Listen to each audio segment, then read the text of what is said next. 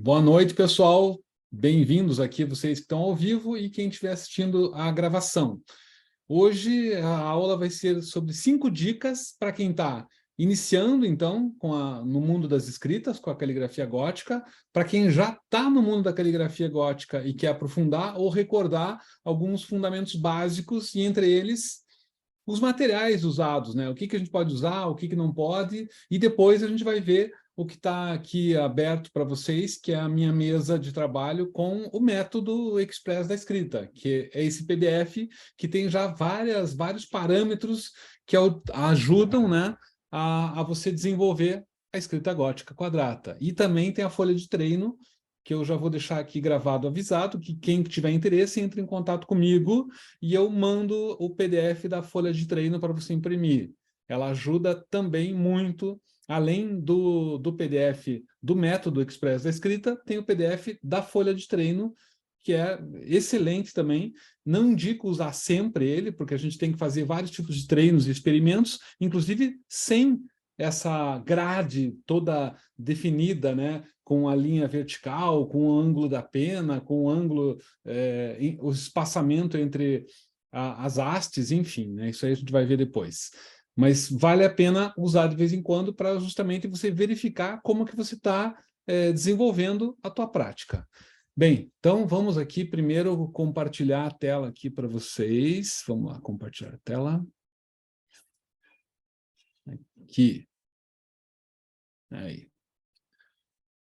Ok, então vocês devem estar vendo aqui essa tela, escrito 5 dicas para iniciar, né? Aqui tem uma caligrafia em espiral que eu fiz um tempo atrás, sei lá, 1 ano, 2 anos atrás, com a escrita gótica, textura quadrata. E aqui do lado eu tenho a aula de hoje, que está dividida nesses 5 itens, que são justamente as 5 dicas, né? Dica de preparação, de materiais, de experimentação, de consistência e de acompanhamento, que é o último item. Por quê? Porque é quando você já está percebendo se você precisa ou não, se você vai ter que, digamos, aprofundar. Como é que você vai além disso que você já tem, né? E é claro que isso aqui não acaba nunca, né? Eu até hoje estou fazendo cursos. Eu comecei a fazer cursos há, sei lá, 30 anos atrás e continuo há mais de 30.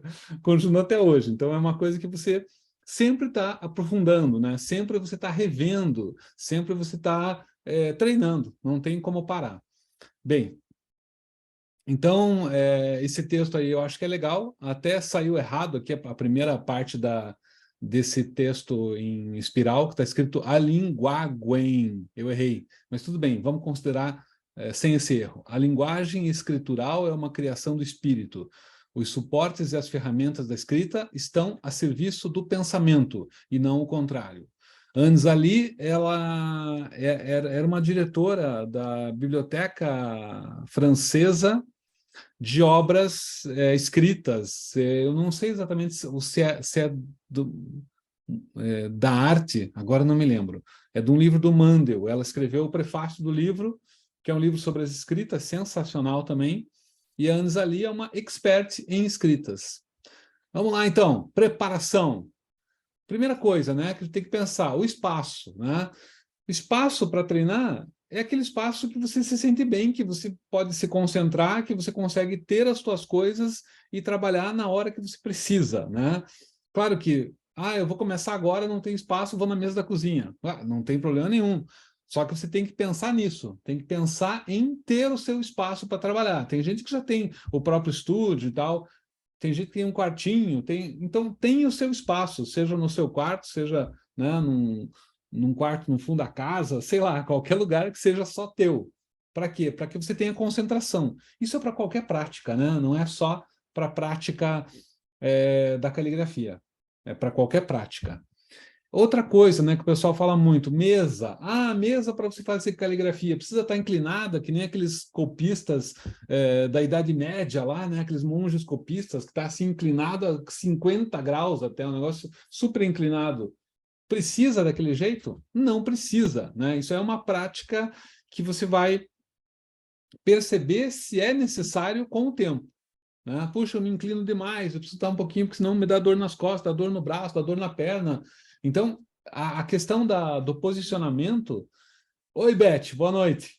O posicionamento é uma coisa muito individual e que você vai acostumando e vai sentindo a necessidade conforme vai passando o tempo, né? Você vai sentindo a necessidade de ter uma inclinação na tua escrita. Eu tenho uma mesa com uma inclinação bem baixa, deve dar uns 10 graus, né? E já me ajuda. Tem gente que gosta de trabalhar com 30, com 45 graus, até mais.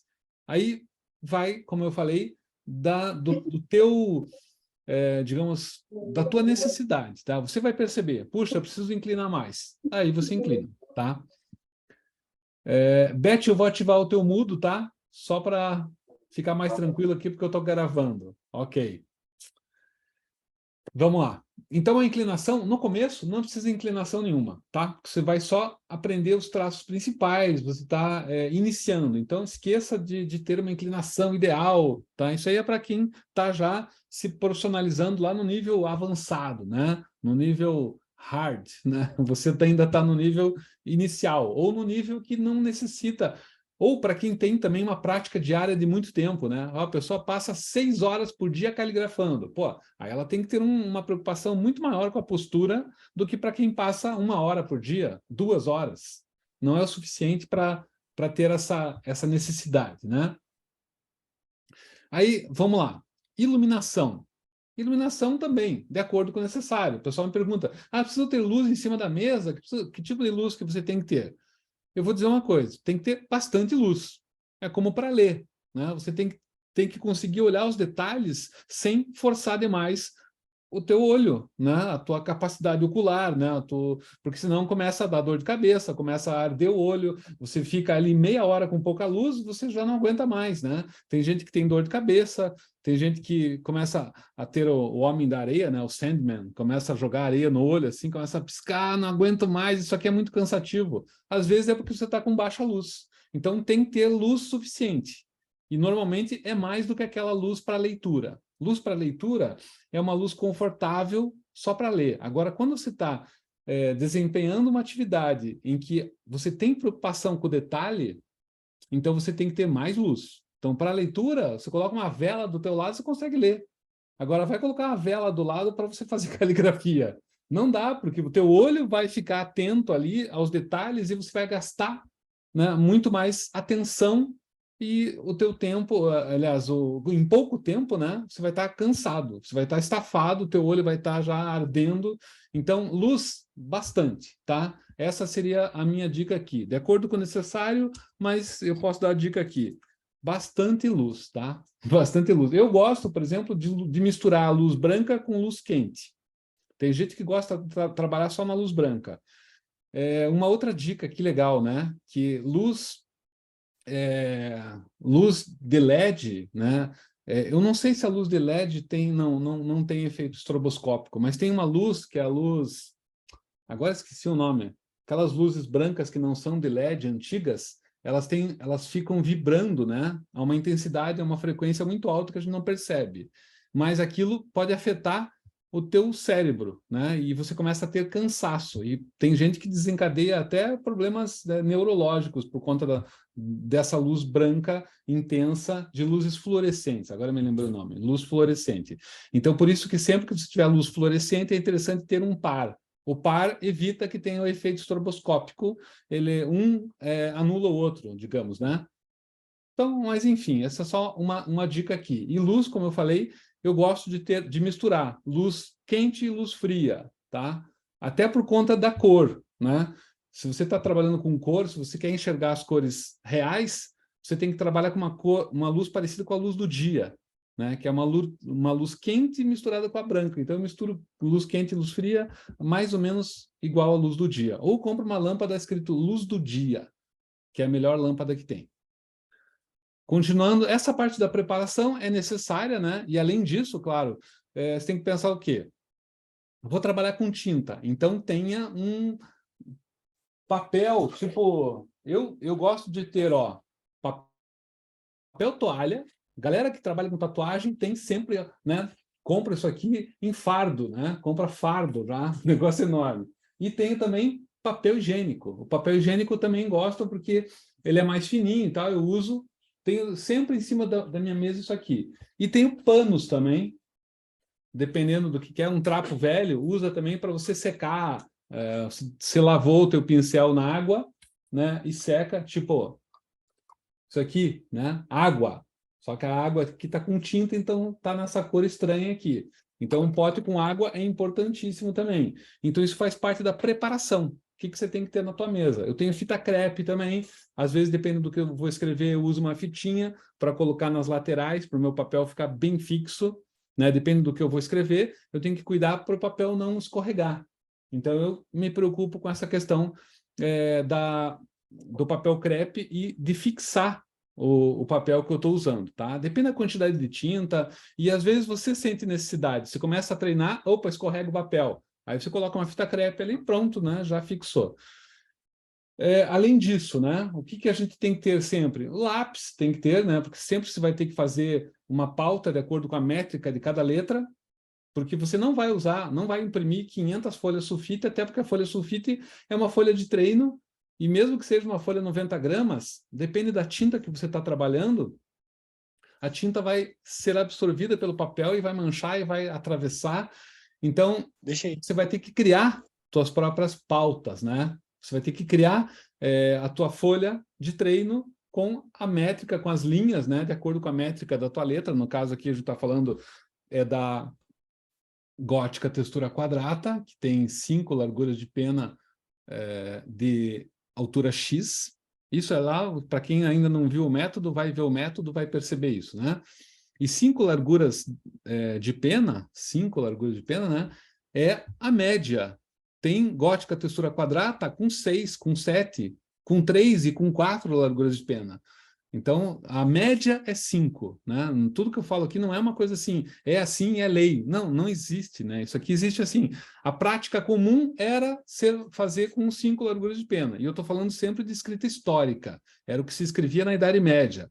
Era das góticas, século XII até o século XV. É isso. Aí depois, claro que isso foi se modificando, foi se alterando, o espaçamento entre as hastes das letras foi aumentando, e a gótica caligráfica do século XX e XXI é diferente da gótica histórica. Eu ensino a gótica histórica por quê? Porque quando você aprende a base, a estrutura, depois você consegue modificar sabendo o que foi alterado desde o início desse tipo de escrita. Se você aprende só as escritas contemporâneas, atuais, e você quer modificar alguma coisa, você não sabe para onde ir, porque você não sabe qual é a base, qual é a estrutura. E quando você conhece a estrutura, você sabe para onde ela foi, historicamente, e como que você vai alterar sem perder a estrutura básica do que é uma letra histórica. No caso, o que é uma letra gótica textura quadrata, né? A gente não perde essa conexão com a origem. Ok? Então, só na preparação eu já falei um monte de coisa aqui, até história, né? Não adianta, não consigo, eu vou falando, não paro mais. Vamos lá. Continuando. Materiais, né? Então, penas caligráficas. Pessoal, tem aluno que já postou e eu já repostei lá no... Estou procurando aqui. No Instagram, pessoal que usou 2 lápis, dá tranquilamente para usar 2 lápis, né? Foi o Frank, aliás, o Frank que fez um trabalho com 2 lápis sensacional. Ele falou, pô, moro aqui em Belém, não consigo achar a pena, vou fazer com 2 lápis. E fez, funciona. Claro, para treinar, funciona, porque ele simula a largura de uma pena quadrada, né? Então, depois eu vou mostrar isso aqui para vocês. Tem como fazer pena caseira também? Tem. Ó, vou mostrar uma pena caseira aqui que eu fiz com lata de cerveja, né?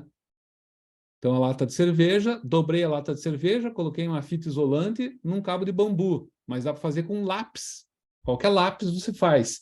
Tem gente que demora, que não consegue, tem gente que se dá bem na primeira pena que faz, tem pessoas, tem alunos meus que já fizeram 20 penas, daí, pô, enfim, eu consegui acertar. Vai de cada um. Cada um tem uma afinidade com o trabalho manual, né? E o trabalho manual de construção de algo é diferente do trabalho da caligrafia, né? Então, não se preocupe se você não consegue fazer a tua pena caseira. Essa aqui, por sinal, eu usei uma latinha de uma cerveja, sem fazer propaganda para eles, mas tudo bem, já fazendo, né? É a cerveja Fax. Essa cerveja Fax é uma cerveja, sei lá, belga, dinamarquesa, que eu achei no mercado aqui uma vez, vende lata de 1 litro. E como a lata é de 1 litro, O alumínio é mais grosso do que aquela latinha de cerveja comum.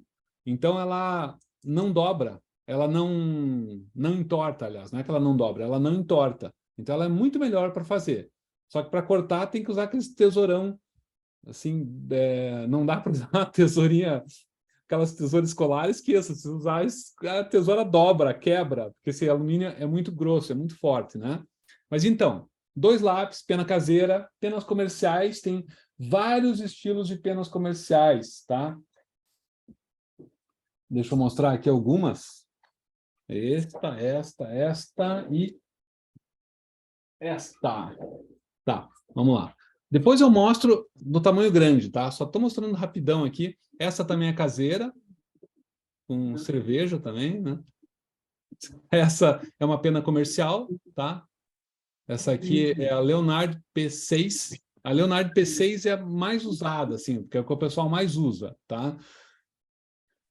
E tem tem essa aqui, que é tipo uma rolling pen, são 2 lâminas, é uma pena comercial mais cara.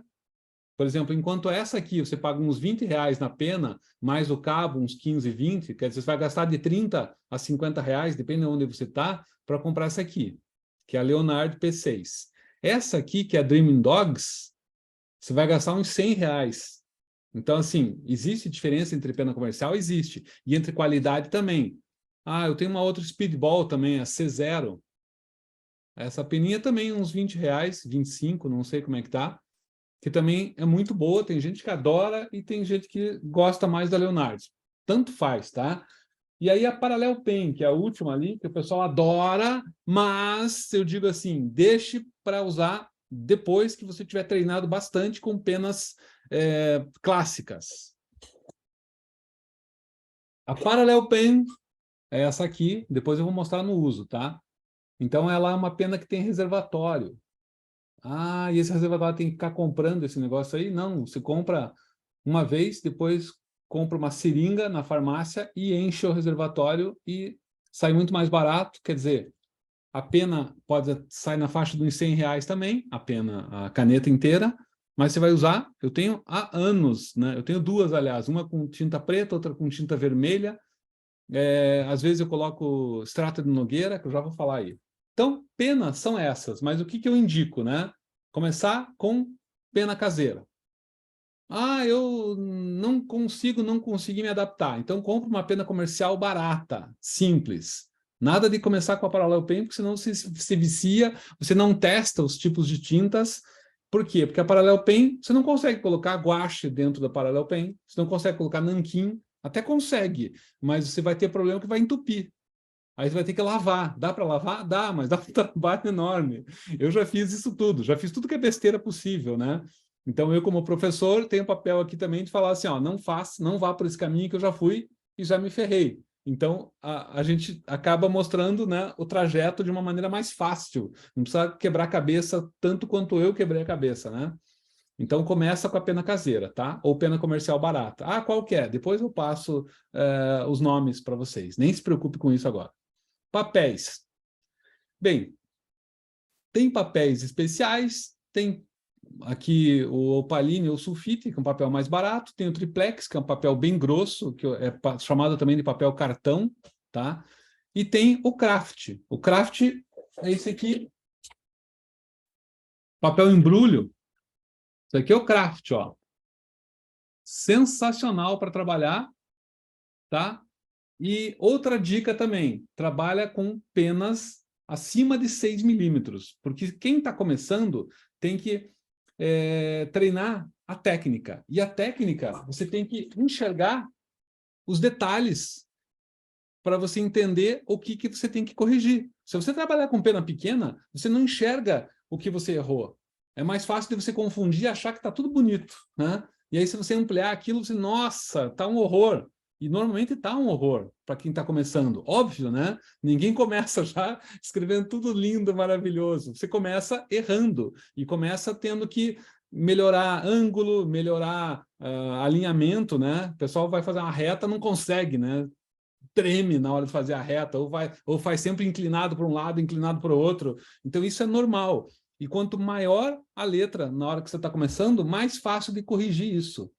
E aí tem outra coisa que eu vou mostrar depois quando eu for para a minha mesa ali, que é a questão do uso de todos os nossos movimentos rotatórios, né? Tem do dedo, tem do pulso, tem do cotovelo, tem do ombro, tem até do corpo, né? Se você quiser trabalhar com vassourão e pintar alguma coisa no asfalto, aí você vai usar, é mais fácil. Quanto mais elementos de rotação que você tiver na escrita, mais perfeito vai ficar o teu resultado. Por isso que é tão difícil fazer com coisa pequenininha, porque com só o dedo assim você tem que dar conta de uma série de detalhes das letras. Então é mais difícil fazer pequeno, é mais difícil. Então a gente faz grande para quando você passa para o pequeno, nossa, não é tão difícil. Agora vá treinar pequenininho e depois vai ampliar para ver o que acontece. Você não dá conta, porque você não usou todas as possibilidades de rotação, né, de ângulos que você podia utilizando todo o teu corpo, utilizando a mão, o dedo, né, o pulso, o cotovelo, o ombro, etc. Vamos continuar aqui. Então, o que eu indico para começar? Cara, papel triplex é uma delícia, porque ele é grosso, um lado dele tem uma camada de gesso, que é o mesmo que tem o opaline, né? Ele tem, então, uma camada assim, bem fininha e deixa o papel bem liso. E ele é muito bom, tá? Só que para trabalhar com o quê? Com nanquim ou com extrato de nogueira. Se você for trabalhar com aqualine, que é uma aquarela líquida, o triplex ele pode ser que ele puxe muito a tinta. Como é a questão do sulfite? Como é que eu sei isso? Não dá para ter ideia assim de como vai funcionar, porque depende também da umidade do papel, tá? Também tem isso. Pô, eu moro num lugar seco. Então, num lugar seco, a tinta vai secar mais rápido do que num lugar úmido. Por exemplo, eu moro num lugar assim, aqui hiperúmido. Aqui a umidade normal aqui é 97%, 95%.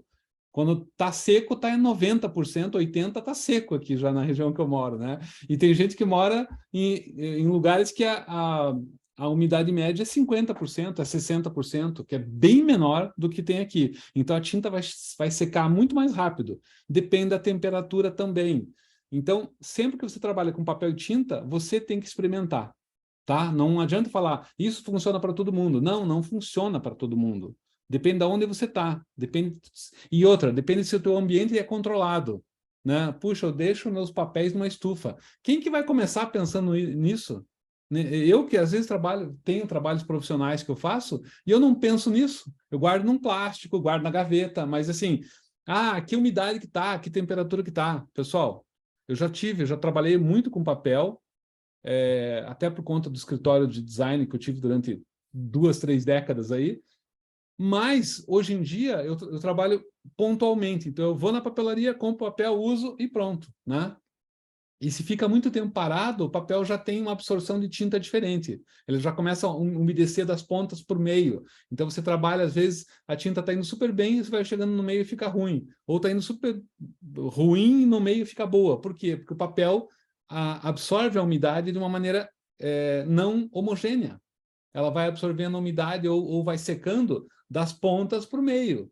Então, se você não cuidar do teu papel, você vai ter problema sempre. Então, assim, aquele papel que faz anos que está guardado, esqueça, provavelmente ele já não funcione mais, tá? E se for papel ainda papel de aquarela, que é um outro papel muito bom, que eu até coloquei aqui, ó, tem o Canson Aquarelle, que é um papel muito bom. O próprio Sea Grain, que é esse primeiro que eu coloquei aqui, ele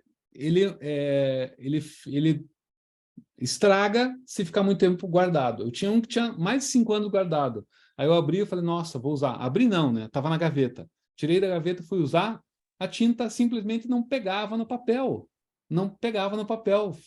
Aí eu me perguntei para minha esposa, que é a aquarelista dela, esse papel aí pode jogar fora, já não funciona mais.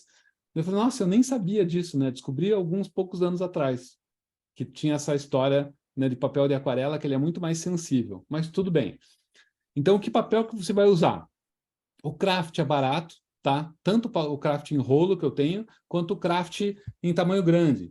Então, eu sugiro que você compre A3, A3, A2 ou o rolo mesmo. Puxa, eu quero treinar muito. Tem gente que coloca um cano de aço, coloca o rolo, pendura na parede e tira o rolo e vai cortando e vai usando de folha. Eu tenho o rolo, não fiz isso, meu rolo tá ali no canto do meu estúdio aqui. E uso bastante, tanto que aquele que eu mostrei para vocês é papel de rolo. E tem outros aqui que eu compro que são mais grossos, né? 180 gramas, 250 gramas. Eu gosto de trabalhar com papel pesado para ele não ultrapassar, para ele não ficar transparente, né? E às vezes também para você não precisar ficar colocando fita crepe e não se preocupar muito com colocar tinta e ele enrugar. Que quando você trabalha com caligrafia, depende da largura da tua pena e da tinta que você coloca bastante tinta no papel fino, o que acontece? O papel vai secando e vai engruvinhando inteiro assim, e esqueça, você não consegue mais trabalhar com papel, né? Então essa história de papel, tinta, temperatura, é experimentação, tá? Que é o próximo item. Tanto que eu até coloquei um item chamado experimentação. Mas ainda vou falar aqui dos papéis. Depois eu mostro para vocês o papel, tá? Então, o sulfite aqui é o mais simples. As folhas de treino são em sulfite. Só indico vocês que na hora de imprimir, procurem comprar sulfite 90 gramas, tá? Porque o sulfite 90 gramas, ele não é tão fininho. O sulfite normal, ele é 75 gramas. O que é 75 gramas? É 75 gramas por metro quadrado de papel. Então, você tem 1 metro quadrado de papel e tem o peso dele, tá? O peso do papel. Então, quando se fala 90 gramas, 75 gramas, não é a folha que pesa 90 gramas, né? É 1 metro quadrado de papel que pesa, né, essa gramatura. A gente chama de gramatura, né? Por isso que eu falo papel mais pesado, papel mais leve. Papel mais leve é o papel fino, papel pesado é o papel grosso. Tem uma outra coisa chamada calandragem também, que é quando você passa o papel na indústria de papel e o papel, às vezes, ele é compactado, é uma alta calandragem, ele fica bem compacto. Às vezes ele é mais fino e é pesado. Por quê? Só que ele é compactado. Tem papel mais poroso. O papel mais poroso, ele é o papel menos compactado. O papel poroso é complicado porque ele absorve demais a tinta. Quanto mais compactado o papel, menos absorve. Né? E aí tem uma série de outras propriedades dos papéis, tá? Não vou entrar em detalhes aqui. O papel craft, então, é legal para treinar. Papel triplex também é legal, dá para comprar folha grande, então sempre folha maior do que A3, se possível. Os especiais, se você for testar... Só um pouquinho, galera. For testar, não. Se você for comprar, ó, tem bloco da Canson, esse aqui, ó, Sea Grain, tá? É excelente para caligrafia.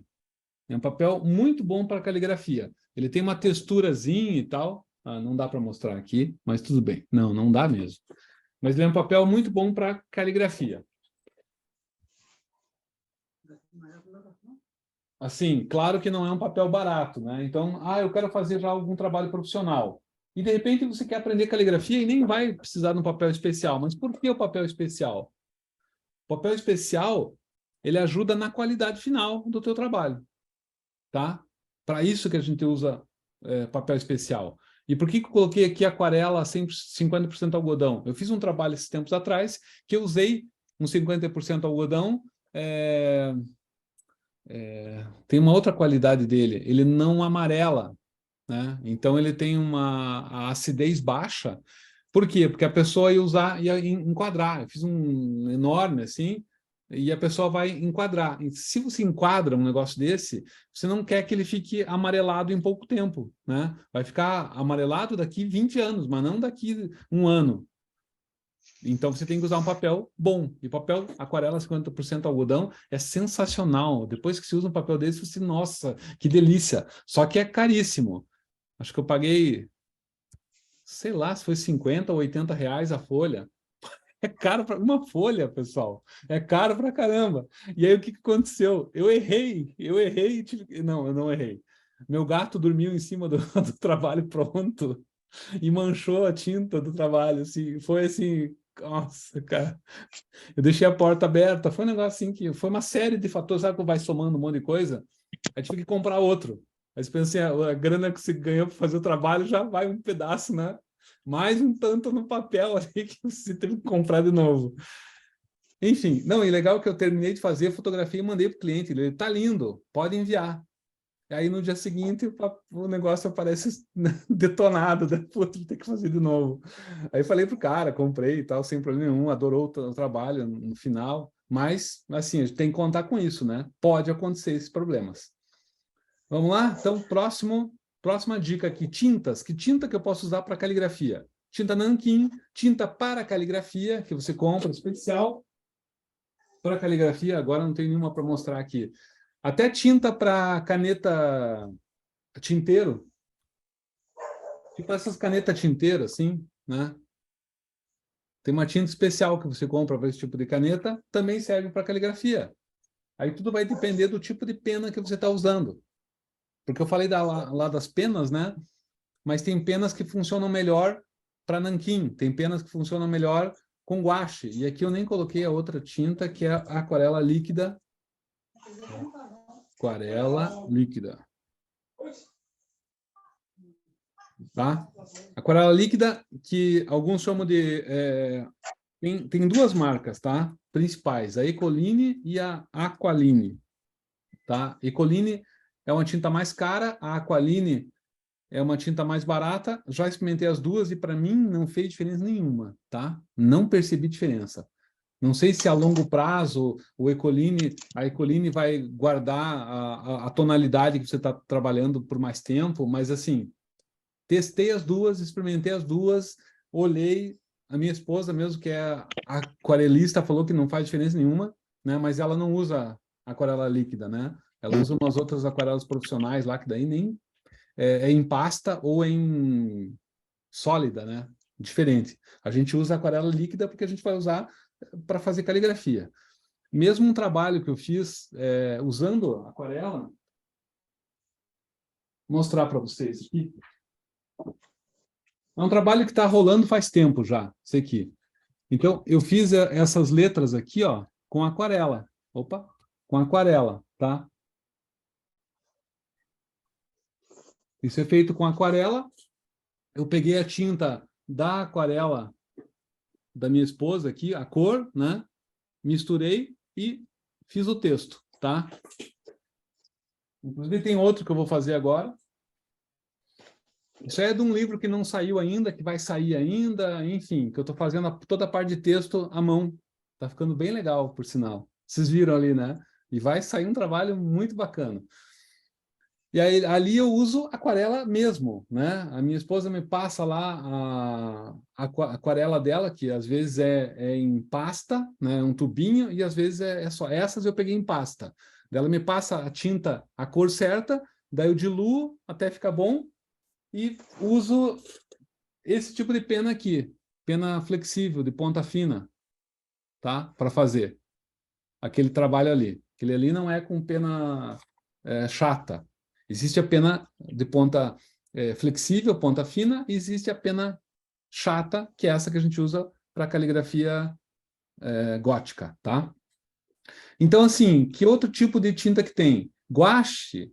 Existe o guache especial para caligrafia, que você compra, tá? Vem um potinho, guache para caligrafia. E tem o guache caseiro. No meu caso aqui, eu peguei guache escolar da minha filha, misturei com água, coloquei num potinho e uso sem problema nenhum. Só que daí eu uso para penas caseiras, tá? Que elas conseguem trabalhar com uma tinta mais viscosa. Aí também, sobre tinta, tem tinta bem fluida e tinta bem viscosa, bem mais, não é nem pastosa, ela é viscosa, porque às vezes se mistura água, ela continua viscosa. Ela tem mais elementos em suspensão, né? E tem outras que são bem líquidas, né? Tipo uma aquarela líquida. O pigmento é transparente, né? Você olha na aquarela líquida, ela é translúcida. Você olha no guache, ele é totalmente opaco, porque tem mais material em suspensão. Então ela fica mais viscosa. Então o guache, para trabalhar, você tem que colocar bastante água, ele tem que ficar bem líquido, até que você coloque na pena e consiga trabalhar e ele flui. Se não estiver fluindo, é porque não está líquido o suficiente, tá? Então você tem que... Isso é teste também. Tudo aqui é experimentação, tá? Esse mundo das escritas, da caligrafia, Existem, assim, as coisas prontas, mas tudo que é pronto, é assim, é ruim porque você não domina, você compra aquilo pronto e se ressecar, se evaporar um pouquinho, você já não sabe o que fazer, porque você nunca experimentou. Então, eu parto do princípio que quanto mais você experimenta, mais você domina todo o processo. Claro que você tem menos certezas, né? Quanto mais experimentação você faz, menos certezas você tem. Não é assim, compra essa pena, compra essa tinta e esse papel e está tudo resolvido.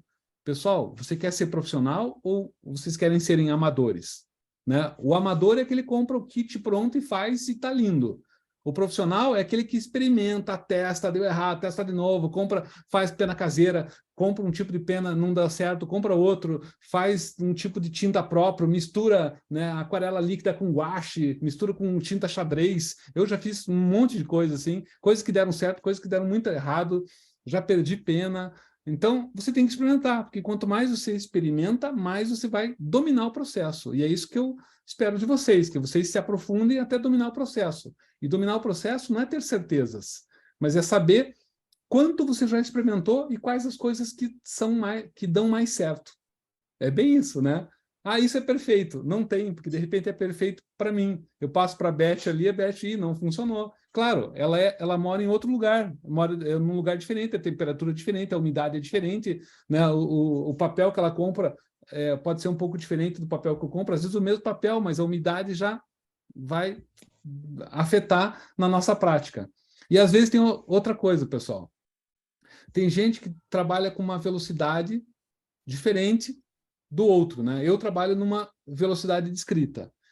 Eu tenho uma consistência de tinta. Se alguém trabalha mais rápido do que eu, a tinta vai ter que ser mais fluida, porque senão vai falhar.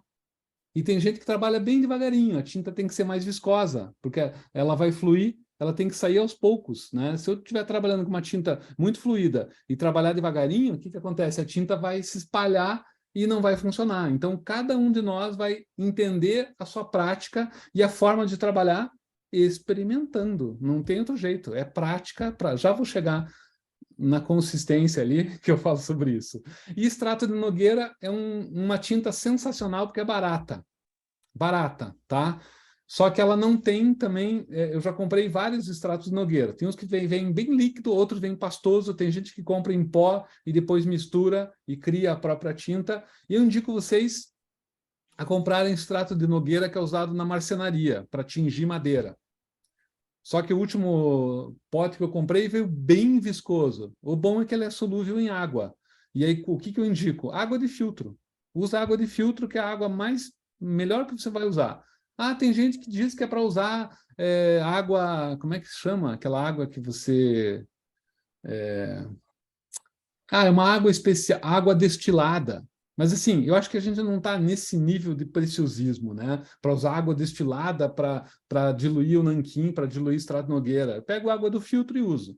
E por que não uso água mineral? Justamente por causa do mineral. Você não sabe quais são os componentes químicos que tem na água mineral e pode dar um resultado diferente do que você espera. Água de filtro é aquela água que todo mundo tem na torneira ali, que põe no filtro, passou no filtro de barro, funciona perfeitamente, tá? Ah, mas você tem água mineral. Use, não vai fazer muita diferença também, tá? Assim, só tem água de torneira. Também funciona, mas assim, o que eu uso? Água filtrada, que para mim funciona super bem. Eu já usei uma vez água da torneira, e o que aconteceu? Minha tinta mofou. Aí eu usei de novo, mofou. Aí depois usei água do filtro, não mofou. A tinta, ela começa a aparecer umas manchas de mofo na superfície, um negócio muito louco. Mas assim, nunca mais me aconteceu porque eu nunca mais usei água de torneira. Então, a água de torneira, o cloro mata a maioria das coisas, mas nem tudo, né? E o filtro ajuda a filtrar mais um pouquinho, né? Vanderlei, seja bem-vindo. Continuando aqui, então. Bem, todo o pessoal que está aí também, né? Frank, Lígia, salve aí, galera. Vamos lá, continuando.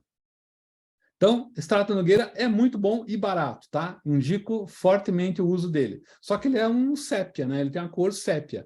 Esse trabalho que tem aqui na tela, aqui, que vocês estão vendo, embaixo está escrito escrita gótica, ele foi feito com extrato de nogueira. Então, tem esse tom amarronzado, assim, sépia, que eu acho super bonito, né? Ah, mas eu quero uma outra cor. Cara, tem aquarela líquida de tudo que é cor, né? Nanquim é o preto, né? O resto é tinta semelhante ao nanquim, né? Se você falar assim para mim que, eu comprei um nanquim branco. Não é nanquim, né? O nanquim é feito com fuligem de pinheiro negro da China, a origem dele. Tudo que veio depois são tintas que têm as mesmas propriedades e consistências do nanquim, tá? Agora, nanquim branco tem a mesma viscosidade do nanquim, mas é óbvio que não é nanquim. É uma tinta branca que tem as propriedades, né, físicas do nanquim preto, tá?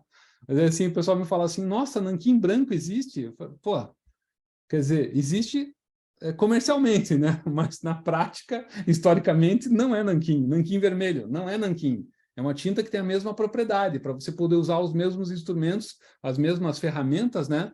Que você usa para o nanquim, você usa para essa outra tinta vermelha, branca, seja lá que outra cor que for. O nanquim, tem vários nanquins também, pessoal. Tem um nanquim que é o melhor, que é o da Talens, porque as propriedades dele são bem consistentes, assim.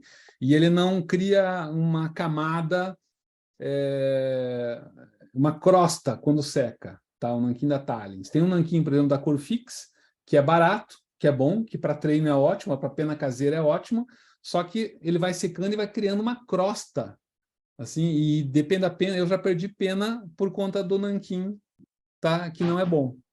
Deixei secar, inclusive, né? Aí quando eu fui limpar, tinha oxidado a pena, saiu um pedaço da pena junto, né? Aí eu perdi a pena, mas tudo bem. Isso a gente vai aprendendo com o tempo. Então, o que eu indico aqui para vocês? Extrato de nogueira, aquarela líquida e guache, tá? E você vai experimentar qual que funciona melhor para você. Fechou? Agora vamos para a experimentação. Existe a necessidade de você experimentar tudo, né? Eu já falei ali antes, né? Experimentar penas diferentes, começar pelas caseiras, né? Experimentar papéis diferentes, tintas diferentes, misturar papéis com vários tipos de pena diferente, tinta em vários tipos de papéis e ver aquele que melhor funciona. E sempre eu estou experimentando, porque às vezes uma tinta funciona bem num papel e você vai fazendo um papel diferente, um trabalho comercial e não funciona. Então, você tem que saber o que é melhor, né? O que dá mais certo. E, inclusive, em termos de treino, né? Eu tenho que treinar e tenho que conseguir fazer uma análise do meu treino. Então, eu tenho que ter consistência naquilo que eu estou fazendo, né? Eu tenho que ter um papel, uma tinta, uma pena que funcionem bem. Pronto. Então, agora eu vou começar a treinar a parte técnica. O que eu falei é só de materiais. Agora que eu falei experimentação, você começa a aplicar a técnica aqui, né? O uso da pauta, né? Então, a métrica é a medida que cada tipo de escrita tem, tá? Por exemplo, se eu estiver trabalhando com uma rotunda, eu posso trabalhar com 4 larguras de pena, uma bastarda, que é a altura X, a altura da minúscula. Então, isso gera uma pauta. Uma pauta é algo que tem uma linha de base, uma linha superior da altura X, né, que é a altura das minúsculas, uma linha superior, que é das ascendentes ou das maiúsculas. Às vezes, a letra tem uma maiúscula que é menor do que a altura das ascendentes, mas isso, cada tipo de escrita tem uma especificidade, né? Vai variar com cada tipo de escrita. Então, é importante usar a pauta sempre. No começo, quando você está treinando, é importante, mas eu faço muitos trabalhos sem pauta nenhuma. E já até mostrei para a galera, já postei um monte de coisa, que às vezes eu treino sem linha de base e vou treinando, porque isso vai aperfeiçoando a tua capacidade técnica, né? Quanto mais eu escrevo sem pauta, mais eu aperfeiçoo o meu olhar crítico sobre o trabalho que é feito com pauta. Quando eu faço com pauta, eu já percebo, né? Opa, o que está errado, o que está certo. Você vai aprimorando a tua capacidade.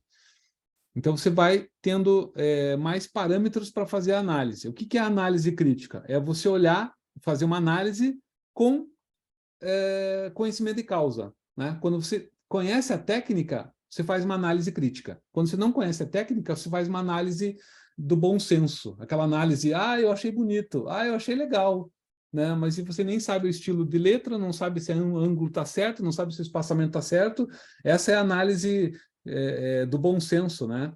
E a análise crítica é aquela análise com conhecimento de causa, né? Com conhecimento técnico, conhecimento das bases. Por isso que eu falei, você tem que conhecer a escrita histórica para você poder ter uma análise crítica. Senão a tua análise vai ser totalmente de juízo de valor, né? Lindo, feio, né? Ah, mais ou menos. O que é mais ou menos, né? Ah, tá mais ou menos. Mais ou menos não é nada, né?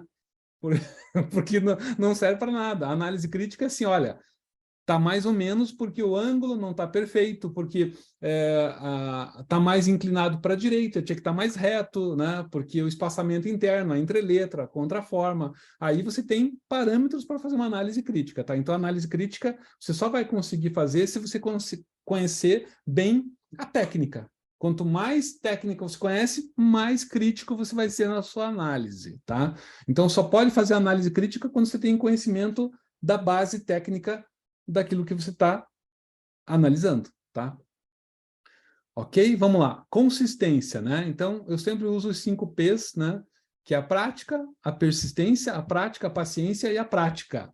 E eu repito 3 vezes prática, porque sem prática você não domina nada. A partir da prática é que você consegue ter digamos, o aperfeiçoamento a partir da análise. Claro que a análise crítica ali sempre tem que haver. Não adianta você só praticar se você não tem um embasamento. Até você melhora, mas você melhora com um esforço muito grande e às vezes desanima e, cansei, não quero mais isso, né? Por quê? Porque você não tem domínio sobre o que você está fazendo. Então, prática tem que haver sempre, e persistência também, tá? Puxa, já fiz uma página inteira de letra A e não acertei ainda. Uma página inteira não é suficiente. Vai lá, continua. Persistência. Mais uma página, mais uma, mais uma. É assim. Então é prática, persistência, prática, paciência, porque chega uma hora que você não aguenta mais, então vai descansar, volta e continua para a prática, tá? Por isso que é isso. É prática, persiste, prática, paciência, prática, persiste. Isso aqui acho que é os P's infinitos, né? Porque você continua para sempre isso, tá? A gente nunca para, né? É ter consistência, tá? Então também não adianta você pegar assim, puxa, eu preciso treinar 8 horas por semana, então eu vou separar meu sábado e vou treinar das 2 até, né, às 10 da noite, né? Vou treinar 8 horas. Não, não dá, senão você vai ter a tendinite, você vai ter um problema, né, nas costas, na mão, no dedo, e vai se frustrar. Então, assim, a consistência também tem a ver com a periodicidade, né? Então, treina a cada 2 dias, ou todo dia, mas treina uma hora e meia, 2 horas por dia, ou treina um pouco de manhã, um pouco de noite, né? Mas assim, ou treina 2 vezes por semana, mas toda semana. Não adianta você treinar, passar um final de semana inteiro, dia, manhã, tarde, noite, aí passa um mês sem treinar nada. Daí volta daqui um mês. Aí, claro que parte daquela tua prática você perde, né? Você perde, porque você tem que recomeçar. E todos nós recomeçamos muitas vezes. Por que a gente recomeça as coisas? Porque a gente não tem consistência. Por isso que a gente recomeça, né? É ruim recomeçar? Não. Mas é bom você saber que você tem que recomeçar. E não achar que você vai recomeçar aonde você parou há alguns meses atrás, né? Não vai. Um pouco você vai ter que voltar um pouquinho para trás. É como você está lendo um livro e você para de ler um livro durante 2 meses. Aí você volta naquela página que você parou. Não, não dá. Você tem que voltar algumas páginas anteriores ou até o capítulo inteiro, né? Você volta, tá. Daí você vai pegando de novo e vai pegando o ritmo de novo, tá? Então, consistência é importante também. E aqui, por último, antes de eu ir para a prática ali na minha mesa, né? Eu ia falar aqui do acompanhamento, né? O acompanhamento, né, tem 3 tipos, né, de acompanhamento que eu coloquei aqui. Dúvidas é quando você tem uma dúvida, pergunta, o professor responde, né? Seja num comentário, né, na aula, seja no Telegram, seja lá onde for, né? Pergunta e resposta, conforme a disponibilidade do professor, e não é comum em cursos gravados, né? Tem muito curso que a gente compra que a gente nem tem ideia de quem que é o professor. Você assiste lá o vídeo e pergunta para outra pessoa, porque você não tem acesso ao professor. Enfim, não é comum, mas tudo bem. Orientação, o que que é? Bem, o professor ensina, mas não necessariamente acompanha, não necessariamente orienta, né? Por exemplo, eu sou professor universitário e eu oriento alunos no último ano.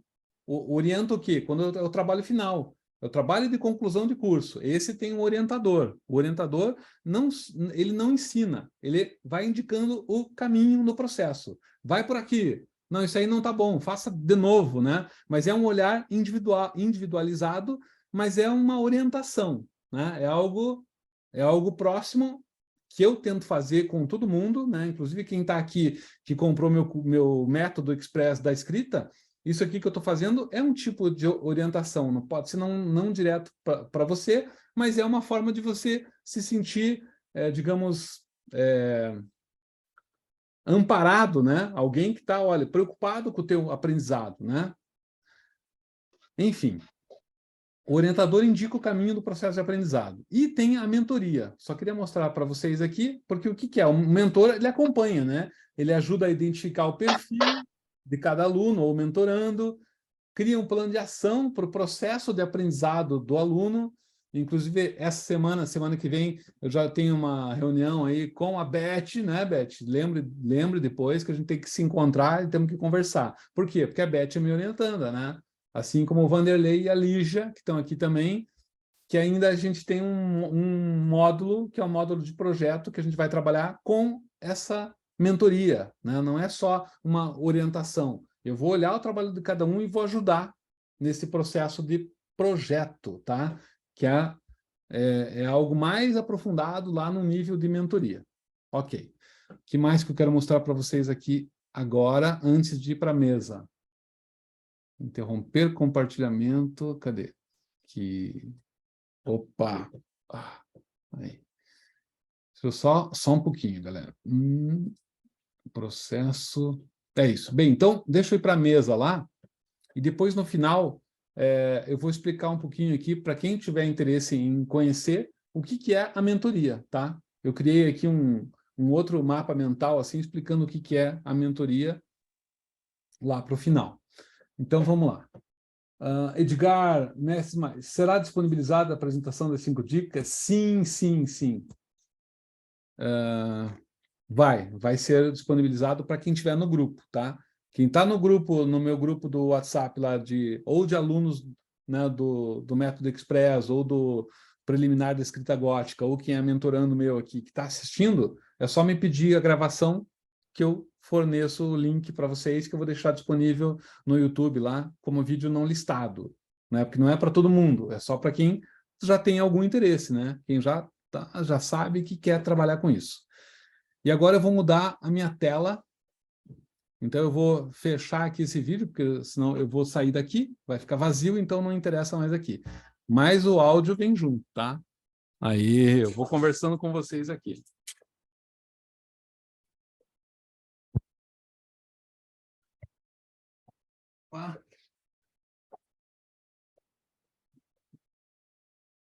Agora...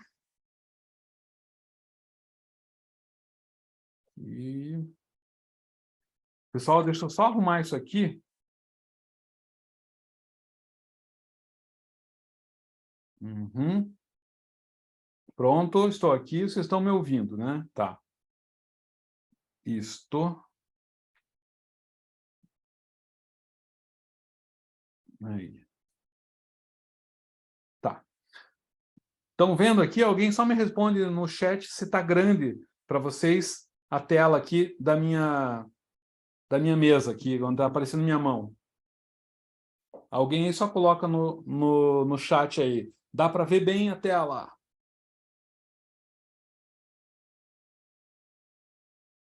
Beleza. Obrigado, Fernanda. Valeu, pessoal. Vamos lá, então. Acho que está ainda, né? Tá, legal. Vamos lá. Bem, esse aqui, o que eu mostrado é o papel craft, tá? O papel craft tem um lado que é fosco e tem outro lado que é brilhante. Até aqui dá para ver, né? Eu trabalho nos dois lados, tá? Aqui eu usei pena caseira para fazer isso aqui. Já mostrei para vocês, ele é pena caseira. Estou querendo achar onde é que eu deixei minha pena caseira. Mas não tem problema também, porque eu já mostrei para vocês. Tá aqui. Essa aqui é uma pena caseira. tá? É uma latinha, daí dobrada, aqui é um lápis, ó, mas dá para fazer na parte de trás do lápis se quiser. Eu fiz nessa ponta, porque isso aqui é um lápis antigo, que eu achei muito legal, daí eu fiz na ponta, porque daí eu uso aqui. E ele é dobrado aqui, só e colocado todo de um lado, tá? Eu posso fazer essa pena aqui, colocando dos dois lados. Eu tenho vários vídeos no YouTube, para quem quiser, depois eu mando o link, tá? Para vocês verem isso aí. Para vocês fazerem. E aí eu usei aqui um tipo de pena, que foi essa aqui, e aqui eu mudei a tinta só, tá? É a mesma pena, eu só mudei a tinta para escrever com... E isso aqui é tudo sem pauta, tá? Não tem nenhuma base de linha. Com o tempo a gente faz isso. No começo a gente tem que usar isso aqui. Então esse aqui é o método express da escrita gótica, que alguns têm aí. Aqui eu falo, né, que trabalha com 5 larguras de pena para fazer a escrita gótica. E aqui é um exercício básico, sempre com 45 graus aqui, trabalhar em 45 graus com a pena, tá? Eu escrevo aqui, ó, angulação de pena, de 40 a 50 graus, né? Manter o mesmo ângulo em todo o alfabeto. Então, isso aqui chama-se ductus, né? Que é a sequência de traços, tá? Então, primeiro, segundo, depois terceiro, quarto e quinto. Isso aqui a pena é muito larga, né? Eu fiz isso aqui para usar uma pena de 6 milímetros, que é essa aqui, ó, 6 milímetros. Ou 2 lápis, que também funciona quase igual, tá? Então, sempre a 45 graus. E quero mostrar para vocês aqui a folha de treino, tá? Isso aqui eu criei também, que ajuda porque tem o ângulo, essas diagonais aqui estão a 45 graus. Aqui eu tenho a altura das minúsculas. Aqui a parte da ascendente, tipo D, vai mais para cima, o B, o L, né? O P vem para baixo, o Q vem para baixo, o G vem para baixo. Então, essa aqui é a descendente. A pauta de baixo, né? Ou a métrica aqui que eu fiz foi juntar. Essa aqui, ao mesmo tempo, é descendente dessa pauta e é ascendente dessa de baixo. E assim vai. Por quê? Porque nem todas as letras têm ascendente e descendente. Então, eu consigo otimizar mais o espaço da minha folha de treino dessa forma, tá? Então, isso aqui, para quem tiver interesse, me manda uma solicitação. Puxa, quero o PDF dessa folha de treino aí. Daí eu mando para vocês, tá? E quem já é meu aluno da mentoria, se vocês não tiverem ainda esse método aqui Express da caligrafia gótica, me peçam também que eu mando para vocês, disponibilizo para vocês também, tá? E outras coisas que eu queria mostrar é esse aqui, ó. Esse é o papel aquarele que eu uso, tá? Que ele é feito para aquarela, mas ele funciona super bem para caligrafia, ó. Tá? Aqui foi um teste que eu fiz com aquarela líquida e embaixo eu escrevi com pena fina com guache branco e nanquim, para ficar esse cinza. Aí quando eu coloquei a aquarela líquida em cima, o guache branco subiu, sei lá, ficou aparecendo, né? O efeito ficou muito legal. Tem um trabalho grande que eu fiz usando isso aqui. Então, isso aqui o que é? É experimentação. O bom da aquarela é que fica uma textura super bonita. Fica uma textura... Aquarela não, do papel aquarela, né? Papel aquarela. Papel que é muito legal. Aí fora ele, eu uso também esse aqui para treino, que é o croquis, tá? Croquis dá para usar para treino. Também funciona super bem. Só que o problema desse papel é que ele é mais fininho. Então ele dá meio transparência, ó, estão vendo? Fica transparente, tá? Mas assim, para trabalhos meio que lettering, tipo isso aqui, funciona bem também. Então esse é o papel croquis da Canson também. E aí outro da Canson que dá para usar, esse aqui, layout, 180 gramas, também dá para usar. É um papel bem branquinho, lisinho. Tem esse outro aqui, da Canson, papel desenho, só que esse é um Sea Grain, ó. Sea Grain, que é parecido com aquele outro lá que eu mostrei para vocês. Bem parecido, só que ele é mais branco esse aqui. Acho que é porque é para desenhar. Ah, tá escrito aqui, ó, Sea Grain branco. E papel gramatura maior. Então, isso aqui já é para trabalhos mais comerciais que você vai usar, né, uma base um pouco mais, digamos, rígida, né? Não fica com aquele negócio totalmente mole. Tipo isso aqui, ó, faz um papel sem vergonha. E aí o que acontece também, depende de como você coloca nesse papel, ó, ele fica tudo engruvinhado, né? Você molha ele, ele fica todo engruvinhado, todo amassadinho. Agora eu só vou mostrar para vocês aqui o uso desse material, tá? Vamos lá. O uso dos dois lápis e o uso... Eu vou usar a caneta que eu falei para vocês não usarem, tá? Porque eu não vou pegar agora a tinta e... Senão vai muito longe nessa nossa live, essa aula de hoje aqui, tá? Vamos lá.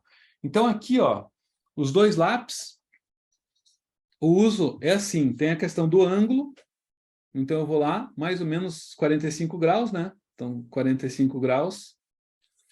Então aqui é isso aqui. Então eu deixo num ângulo de 45 graus, tá?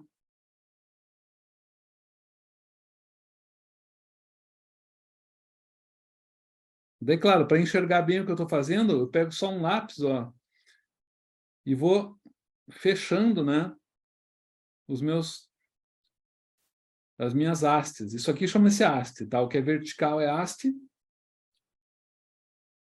E tem alguns traços que tem diagonais, é diagonal, né, uma haste diagonal. E tem traços que tem a horizontal, que chama-se barra. Tá? E aqui é pegando uma haste com a ascendente. Ascendente é tudo que passa. Aqui, por exemplo, iria entrar a letra minúscula. Vou fazer aqui um A. Nossa, peraí. Estou numa posição ruim aqui.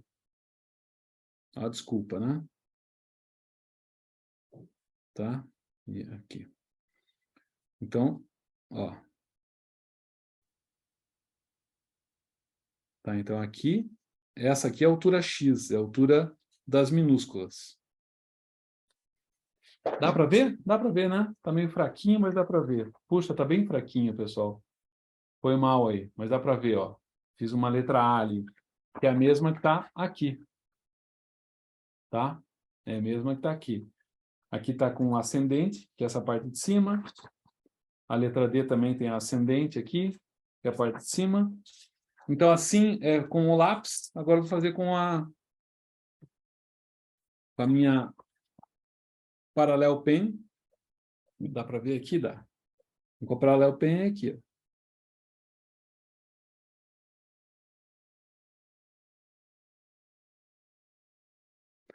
A velocidade ideal é isso aqui, ó. Ideal. Eu faço, às vezes, um pouco mais rápido até. É. Né?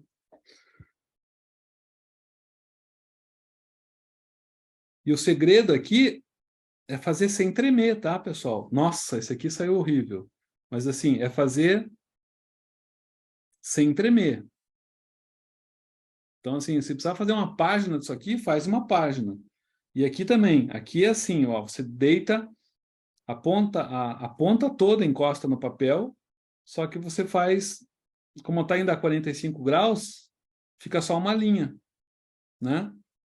E aqui que é para a direita, fica a grossura, o traço mais grosso no ângulo 45 graus é a 45 graus para baixo, né? 45 graus, menos 45 graus. E o mais fino é exatamente a 45 graus. Tá? Aqui é um outro treino importantíssimo, que é o treino dos diamantes, tá? Então, o treino do diamante é isso aqui, ó. Diamante, diamante, diamante, diamante. Se quiser, pode fazer mais um. E ele tem que ficar um xadrez aqui, perfeito, ó. Se o xadrez não ficar perfeito, é porque teu diamante não está bem feito. Ó, aqui dei umas erradas, aqui, ó, já ficou falhado. Ó, aqui também ficou pequeno demais. Então, tá? Isso aqui é um treino fundamental. Aí depois a gente vai para as letras. Então, as letras tem os traços aqui, se quiser, pode fazer em cima da própria letra. Ou, ó, é só uma coisa importante aqui de lembrar, o C, por exemplo, ele não começa lá na altura X, ele começa um pouco para baixo, porque ele tem o diamante. Então, ele começa aqui, tem um espaço aqui para ter um diamante aqui embaixo, e tem um tracinho para cá, né? E aqui em cima tem o outro diamante. Tá? O C é assim. O D, ele tanto pode começar aqui, ó, já vou passar aqui para vocês mais uma. Tanto ele pode começar aqui, aqui ele começa mais ou menos uma largura de pena para lá. Como eu posso começar ele mais para baixo?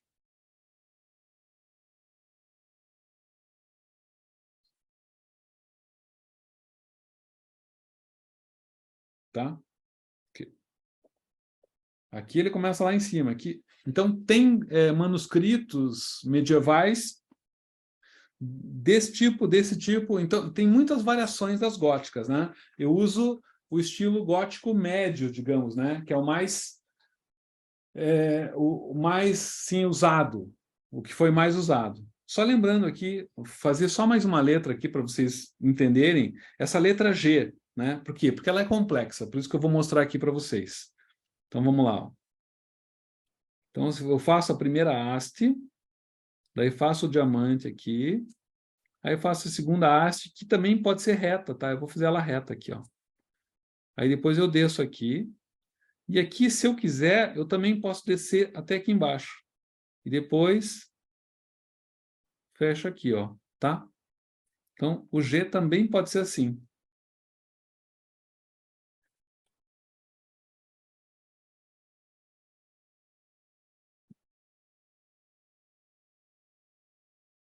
Ó, pode ser assim. Quando chega aqui, ele pode vir para cá. Aqui ele passa mais ou menos uma largura e encosta lá, tá? Aqui ele ficou meio... não fiz direito. Então, puxa, professor, você erra? Sim, eu erro, eu sou humano. Vamos lá, continuando. E fazendo assim rapidão, né? Essa folha de treino, ela ajuda por quê? Porque você tem o ângulo aqui, ó. Tem umas linhas diagonais aqui, todas em 45 graus. Então, quando você for fazer o treino, a parte vertical também fica bem feita, porque tem as linhas verticais. Então, é muito bom para trabalhar traços e para trabalhar as letras também. Quer ver? Vou fazer uma letra E aqui. Então, E. Ó, isso aí. Fica bem certinho. Chat.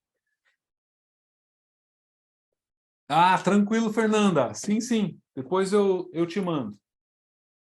Tá? Fernanda pediu aqui a folha de treino, tranquilamente. Ok, isso aqui que eu queria mostrar a pena, já mostrei. Então tá jóia. Agora vamos para outra tela. Tá. É da mentoria. Aqui especificamente eu vou explicar só um pouquinho como que é, para vocês terem uma ideia de como é que funciona, né? Para quem não conhece, para quem já conhece, até para poder, de repente, até se cobrar e cobrar de mim, né? E, pô, peraí, isso aqui eu tenho que fazer, eu tenho que focar nisso, eu tenho que continuar.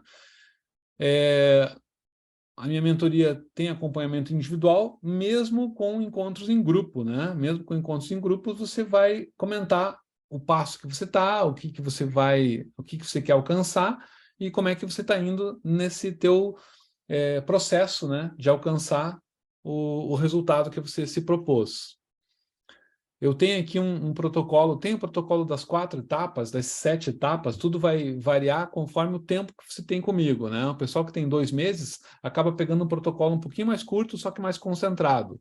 E quem está com uma mentoria de 4 ou de 6 meses, pega o protocolo das 7 etapas, porque tem mais tempo para definir isso tudo, né? Então, a gente tem definição das necessidades individuais de cada um. Você que vai definir. Ah, preciso focar mais na prática, preciso focar mais na técnica, preciso focar... Então, você vai definir a tua necessidade, né? Quero focar mais numa prática para usar a caligrafia para o lettering. Quero focar mais na estrutura básica para poder criar alfabetos a partir da caligrafia. Então, cada um tem uma necessidade, né? Eu ajudo no diagnóstico, né? Tem um diagnóstico para saber como que você está e o que você deve focar. Aí o estabelecimento de prioridades e metas a partir desse diagnóstico, né? Porque daí você sabe onde é que você está. Aí você tem que definir para onde é que você quer ir, né? Aí cria-se um plano de ação, um cronograma. Então, isso que eu quero definir, por exemplo, com a Beth agora, né? Semana que vem. Beth, como é que a gente vai daqui para frente? Inclusive, em termos de conteúdo, né? Que a Beth vai ficar umas semanas a mais comigo, porque a gente teve 2 semanas de férias no começo do mês, então nem conta, né? Então, a gente tem que contar daqui para frente agora. Aí tem acompanhamentos individuais e em grupo, avaliação e realinhamento de metas, se for o caso, depende da tua mentoria, né? A Lígia, por exemplo, ficou comigo 1 ano, né? Agora continua ainda. Então, a gente teve vários realinhamentos, né? Várias avaliações no meio do processo e várias coisas vão acontecendo comigo, com vocês, e as metas têm que ser realinhadas, né? E o projeto final, que eu espero que vocês, alguns já têm, a Lígia já executou dela, que ficou sensacional, o projeto dela final foi um projeto para educação em caligrafia, né? Foi uma coisa muito bacana. E cada um tem uma meta como projeto final, né? E que seria a solução final. Então, por isso que eu chamo de protocolo PS. PS significa problema, solução. Então, você define o teu problema, uma necessidade, né, que você problematiza para conseguir chegar num resultado final, que é o final da tua mentoria. O que eu vou ganhar com isso? Como é que é, né? No caso aqui eu estou mostrando um de 4 meses, tá? Que, por exemplo, de 4 meses a Camila está fazendo. A Camila mora na Espanha, então ela nem está podendo acompanhar a aula de hoje.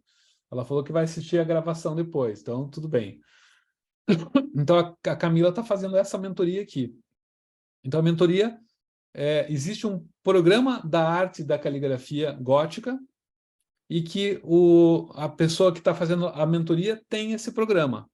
É como se fosse um curso e a mentoria é algo a mais, além do curso, para você ter um acompanhamento, né, mais próximo de mim. Então, não é só o curso gravado, é o curso e a mentoria.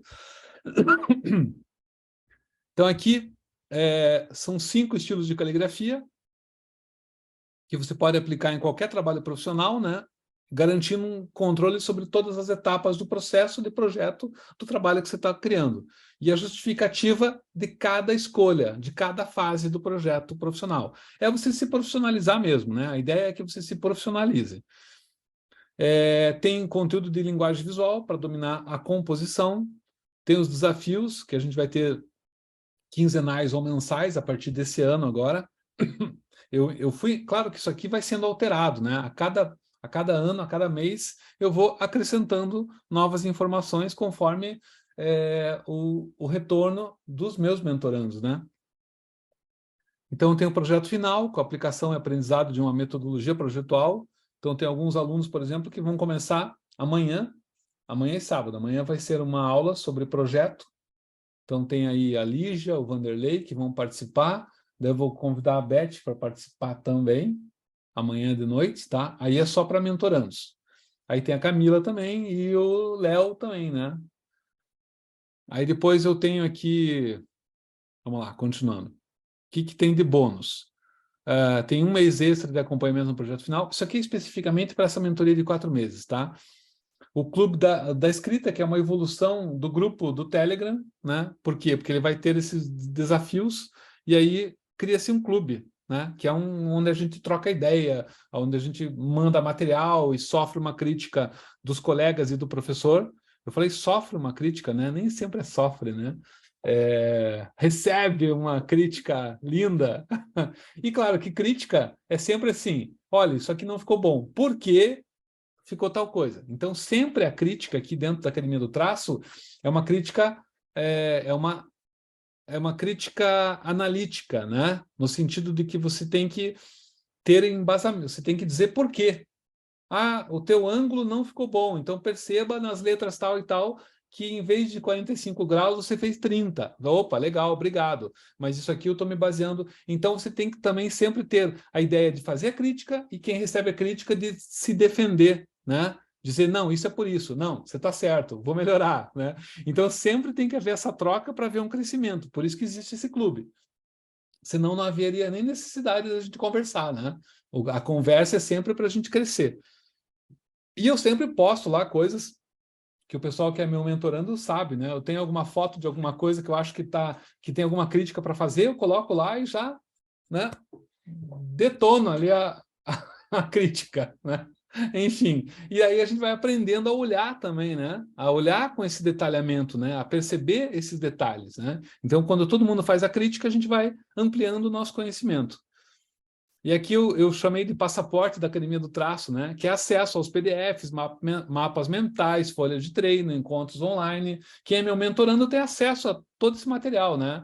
Então, por isso que eu falei, peçam aí o que vocês não têm, que vocês têm acesso, tá? E hoje, especificamente, eu estou dando acesso à folha de treino para todo mundo que está assistindo essa aula aqui. Tanto online quanto para quem assistir depois, né? Tem gente que já me mandou mensagem, não posso, tô tatuando, outro lá, estou numa reunião, então tudo bem. E apoio técnico para participação em concursos, eventos e projetos pessoais. Pessoal, quem é meu mentorando tem esse meu apoio. Então, assim, estou participando de um concurso lá, de enviar um material para um concurso de caligrafia de Moscou. Pode dar uma olhada? Claro, para isso que serve o clube também. Só que você manda no clube e eu especificamente vou te dar um apoio técnico para que teu trabalho fique bem feito, para que você tenha chances maiores, né? Não só de concorrer, mas de até ganhar alguma coisa, né? E é sempre, claro, a gente nunca pode garantir nada, né? Mas é sempre, quanto mais apoio a gente tiver, mais a gente aprende e mais chance a gente tem de ir, né, caminhando mais além nos degraus da fama, do sucesso. É uma brincadeira. Mas isso vem com o tempo. Aqui, na verdade, são 8 encontros individuais e 12 em grupo. Essa mentoria aqui ela pode ser individual ou em grupo. Claro que daí o preço é diferente, né? Só individual é um preço e totalmente em grupo é outro preço. A individual também tem os encontros em grupo, só que além dos encontros em grupo, tem individualmente com a pessoa. Só que, claro, aí eu tenho que reservar um espaço do meu horário, né, do meu cronograma, só para essa pessoa. Então, óbvio que o custo é outro, né?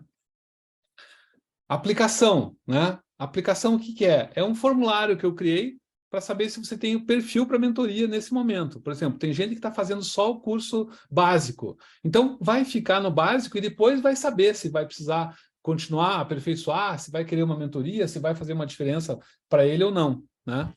Então, eu vou dizer para ele, não, precisa, não, você ainda não, espera um pouquinho, né?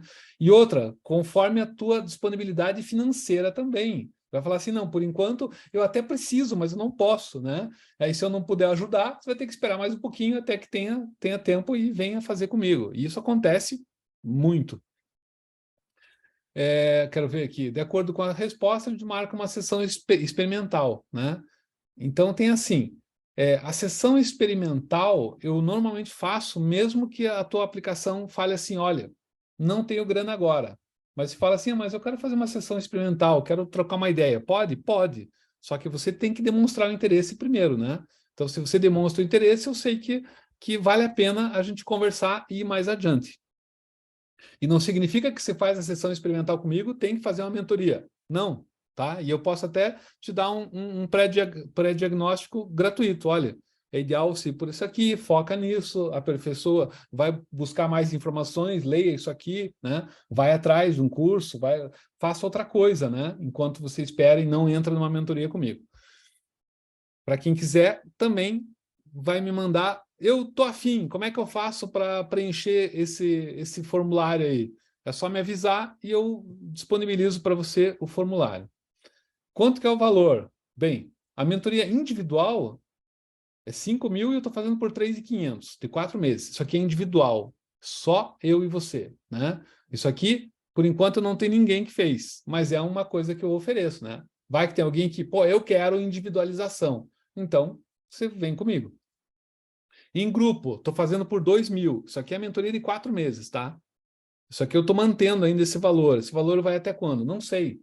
Provavelmente eu vou manter até fevereiro, porque eu também estou lançando a mentoria Design das Escritas, que é a mentoria de 11 meses para você ter uma formação em Design das Escritas. É uma formação livre, né? Não é acadêmica, mas é com conteúdo acadêmico, né? Que é da onde eu trago todo esse conteúdo aí. E sessão experimental. Para que serve? Para ver onde é que você está, em que ponto do percurso, onde é que você quer chegar, quais são os seus objetivos, tua prioridade e teu tempo disponível para isso também é importante para mim saber. Você vai entrar na mentoria comigo e não tem tempo para estudar. Pô, então não adianta, né? Você vai perder dinheiro e eu vou ficar frustrado porque eu não vou conseguir te ensinar nada, né? Então, assim, não dá. Porque tem gente, pessoal, o ano passado, teve uma ex-aluna minha de graduação que queria fazer. Não, eu quero fazer aquela individual lá e tal, que na época estava mais cara, inclusive.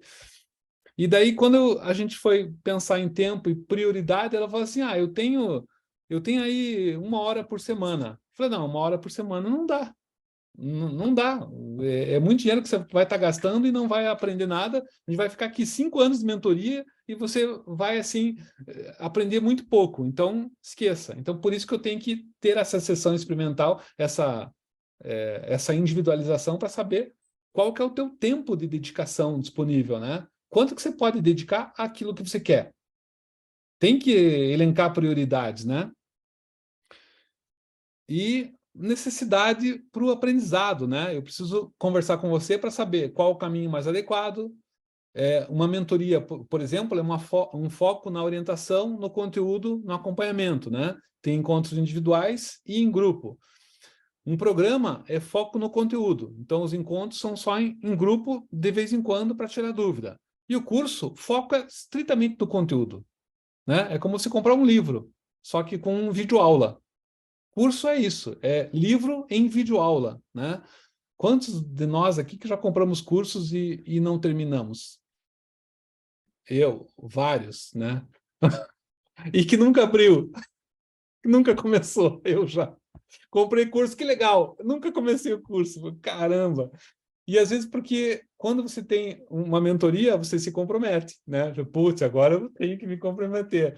É como você ganhei 6 meses grátis na academia. Aham, você vai a primeira semana, segunda semana, e é grátis, cara. Assim, tem um problema sério, né? Com o que você não se compromete e com o que você paga muito baixo também. Eu sei que o pessoal que compra meu curso que eu estou fazendo por R$ 10, o Método Express, né? É um valor bem baixo. Justamente para quê? Para que as pessoas entendam o que é e comecem a se interessar pelo conteúdo, né? Vocês têm ideia de que metade do pessoal que compra nem responde, compra e nem abre o PDF, nem baixa o PDF, pessoal, porque eu tenho acesso, né? Para quem baixou. O pessoal paga e nem baixa o PDF. E tipo assim, compra porque tá barato e não acessa. Aí tudo é caro. R$ 1, se você não usa, já é caro, né? Pô, eu acho assim, que se você está se comprometendo em comprar alguma coisa, pelo menos busque fazer aquele conteúdo, né? E claro que tem muita gente que ainda não sabe para onde vai, né? Então acaba acontecendo isso, né? Tem o primeiro acesso e, opa, não é isso que eu quero. Tranquilo. Eu queria também aqui deixar claro um outro tópico aqui, quanto ao que você vai fazer com esse conteúdo das escritas góticas, né? Então eu tenho aluno que calígrafo, que trabalha com caligrafia para convites, para diplomas. Tem aluno que é pintor letrista, que é muralista, que é grafiteiro, que é tatuador, que é designer, que é publicitário, aluno advogado, aluno que não tem nada a ver com a história, né? Pessoal que não tem nada a ver com o mundo das artes. Então, tem tudo que é tipo de pessoa e com diversos focos também. E por que funciona, esse meu conteúdo funciona para todas essas pessoas? Porque o meu foco é na estrutura básica das escritas históricas. Então, ela é fundamental para todo mundo que vai trabalhar com letra. Puxa, mas eu quero trabalhar com tipografia. Vai estudar a escrita histórica, porque você vai ter que saber qual é a base, qual é a estrutura daquilo que você está trabalhando, que é a escrita, que é a letra, né? Então, quando a pessoa trabalha criando tipografia para... qual fonte você vai escolher? O pessoal que cria fonte, as fontes mais bem feitas do mundo, né? São a pessoa conhece caligrafia, conhece todo o sistema das escritas históricas, porque quando ele vai colocar uma serifa, ele sabe que essa serifa deriva de uma letra romana que tem 2000 anos. Né? Quando a pessoa vai trabalhar com espaçamento e vai usar uma gótica, ela sabe como que eram usadas as góticas, que era feita com pena quadrada, numa angulação tal, numa altura tal. Então, ele conhece a base, então ele pode criar coisas novas, né? Eu tenho aluno, por exemplo, tive aluno que era grafiteiro, e o cara começou a estudar escritas históricas. Por quê? Porque ele queria criar alfabetos novos. E quando você vai criar um alfabeto novo, você tem que saber assim, qual que é a base das letras? Né? Como que o que diz que uma letra A é uma letra A? O que isso variou ao longo dos séculos, né? E o que eu posso fazer hoje que seja diferente e que seja identificável pelas pessoas, que seja legível? Então, você tem que conhecer o básico. Então, por isso que acaba servindo para um número enorme de grupos de pessoas diferentes esse conteúdo aqui. E vamos ver o que mais que eu tinha aqui para passar para vocês nessa aulinha de hoje. As 5 dicas eu já falei, né? Então, podem começar a tocar isso aqui. É só deixar o recado aqui da folha de treino. Me peçam, tá? Mesmo o pessoal lá, a Fernanda, Fernanda, eu já sei que você quer, que o Vanderlei quer, então eu vou disponibilizar para os mentorandos e vou disponibilizar para os alunos também, tá? Quem é meu aluno e está no grupo lá, vai ter acesso. Quem estiver no grupo da Mentoria Express também vai ter acesso, tá? Vou dar esse conteúdo, essa folha de treino aí, de bônus, para quem estiver lá e participou da aula, né? Para quem nem sabe que existe, nem vou dar esse conteúdo, óbvio, né? Se você está aqui e quer, você me avisa e eu disponibilizo esse conteúdo para você, tá bom? E deixa eu ver se tem mais alguma coisa aqui. Ah, tá. Só uma... Aqui, ó. Só vou mostrar, porque isso aqui eu vou falar ainda semana que vem, tá? De novo. Mas eu criei uma mentoria com um conteúdo chamado Design das Escritas. Opa, é das escritas aqui. Estão vendo aqui, né? Não, estão vendo, né? Tá, beleza. Ok. Então, a mentoria Design das Escritas, né? O que é? É um conteúdo para quem utiliza as diversas expressões do universo das escritas, como caligrafia, lettering ou letreiramento, né? Tem gente que chama de letreiramento, antigamente era letreiramento, aí o termo lettering acabou ganhando espaço porque ficou um termo universal, né? Escrita manual, tipografia, isso é só a parte técnica, né? A parte de aplicação é gigantesca, como eu já falei para vocês aqui, né? Que você pode usar uma letra, um tipo de letra histórica, o lettering, para fazer um cartaz, para fazer uma marca, para fazer um convite, para fazer um diploma, para fazer uma embalagem de produto, para fazer, sei lá, um livro, né? Eu estou usando as letras ali para fazer as páginas internas de um livro, e em caligrafia, né? E aquilo ali é lettering, é mais caligrafia do que lettering, porque eu primeiro faço caligraficamente e depois desenho em cima a letra. É meio misturado, né? Então nem vale a pena ficar pensando aqui em ficar definindo, né? Ah, isso é lettering ou é caligrafia? Não interessa, é escrita, né? É escrita. E é isso que é o nosso objeto de estudo aqui, é a escrita. Bem, esse curso de design das escritas, né, está dentro da área do design gráfico e das artes gráficas, né? E ele aprofunda e complementa várias coisas do mundo das escritas, do universo das escritas. E não só aprofunda, mas ele profissionaliza, tá? Porque é um olhar metodológico, um olhar profissional. É um olhar de como que você trabalha de forma profissional com esse conteúdo. Eu, como sou da área do design gráfico, né? E da área do design da informação, que é a parte do meu mestrado que foi focado em design da informação, que é, digamos, a função específica da informação, né, das escritas, né? Como que a escrita trabalha com o poder de informar. Então, isso é o foco do que a gente trabalha. Quando a gente trabalha com escrita, claro que a gente pode usar uma escrita só pela beleza. Como eu falei para vocês, é você olhar umas escritas em cirílico, né, em letras indianas, em letras árabes, que a gente não conhece, mas se olha, caramba, que coisa linda. A gente olha pelo aspecto pictórico, pelo aspecto estético, né? Puxa, que troço lindo. Agora, às vezes dá vontade de entender o que está escrito ali, né? Porque às vezes o que está escrito deixa até mais belo a forma que a gente se apaixonou. Você se apaixona pela forma. Aí quando você conhece o conteúdo, você, caramba, isso... E como que a gente conecta a forma com o conteúdo? Aí entra na questão do design, tá? É como você conecta a forma e conteúdo. Por isso que eu trago esses conteúdos aqui nesse curso específico. Por quê, né?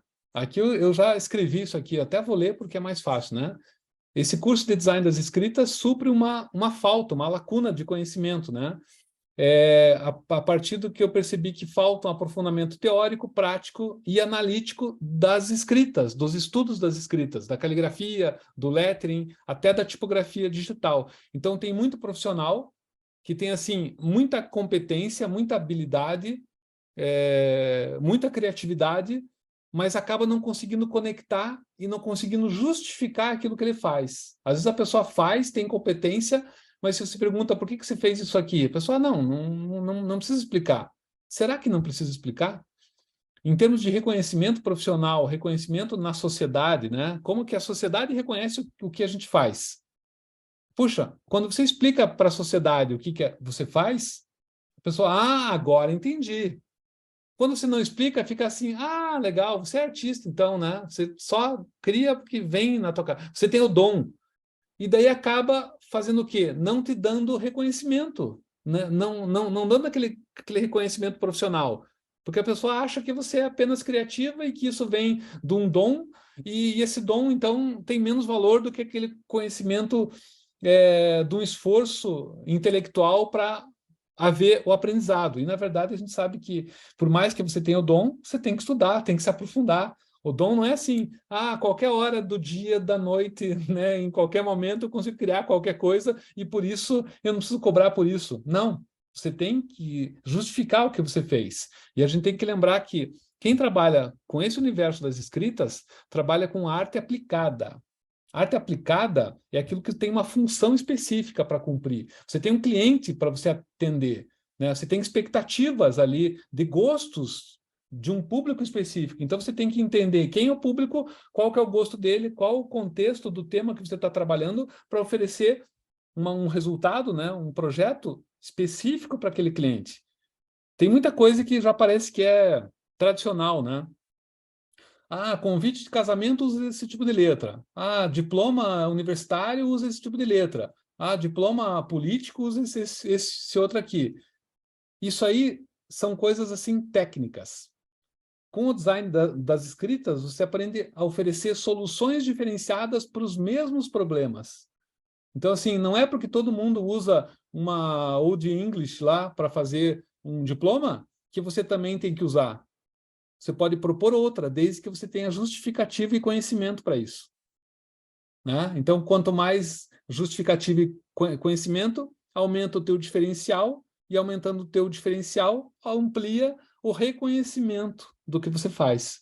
Quer dizer, você se torna profissional e se torna reconhecido. Caramba, essa pessoa sabe o que está falando. Confio nela, né? Então, você pode permanecer repetindo as coisas, as técnicas, porque técnica requer um método. O método é uma repetição de passos. Beleza. Agora, a metodologia, né, em termos de projeto, requer um conhecimento da todas as etapas, para você poder justificar cada uma delas. E quando você faz isso, o teu cliente fala assim, pô, eu estou falando com um profissional. Caramba, é esse o teu preço. Tudo bem, eu entendo. Ela pode até não querer fazer com você porque você está oferecendo muito para ela. E isso às vezes acontece. Pessoas, não, nem quero que você faça porque eu não preciso disso tudo. Só assim, não, mas eu faço, né? Vamos então negociar isso aí. Não adianta, por exemplo, eu oferecer uma marca, uma identidade visual fantástica para o cachorro-quente da esquina de casa aqui. Porque ele não vai ter como pagar, eu vou gastar muito mais do que ele precisa para fazer uma coisa fantástica para ele que ele não precisa. O cara do cachorro-quente da esquina, ele só precisa do ponto. Se ele escrever com a grafia dele lá, cachorro-quente, é o que basta para ele. Então, a gente também tem que avaliar as necessidades dos trabalhos que chegam até nós, né? O que essa pessoa precisa? Que nível de aprofundamento que ela precisa que eu me dedique, né?